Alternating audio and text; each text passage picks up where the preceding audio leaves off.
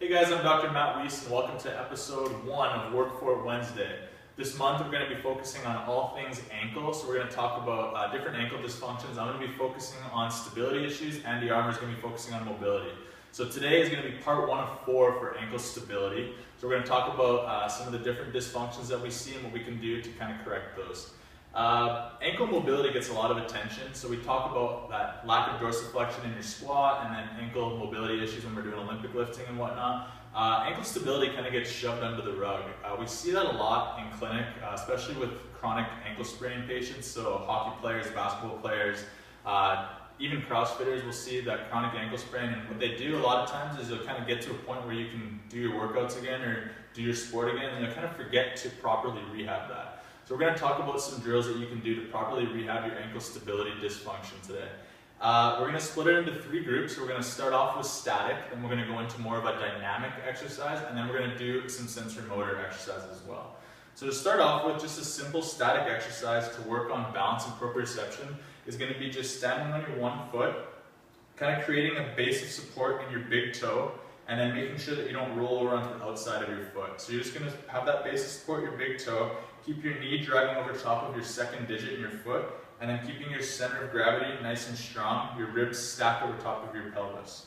So you're going to hold this pose for about 10 seconds, and then you're going to switch to the other side. This is going to work on that balance and proprioception. What we can do to make this a little bit more dynamic would be the second progression to this drill. You can add in a resistance band. So what this is going to do, it's going to challenge your center of gravity, and it's going to create almost like mimicking what your sport would do by challenging that center of gravity and forcing you to activate some of the muscles in a proper pattern. So what we want to do, and you're going to feel this on the outside of your hip here, kind of in the hip abductors, as well as some of the ankle stabilizers and the peroneal muscles. So same thing, you want to find that good tension, keep that base of support planted on your big toe, and then have your knee going over top of your second digit. And what you want to do from here is just add in about a 15 to 30 degree squat, focusing most of that squat into ankle dorsiflexion. So you're just going to squat down like this, and you can feel that band challenge your center of gravity when you do that. You want to make sure that you're keeping your knee over top of that second digit and not letting your knee crash in when you do this, to protect your knee as well.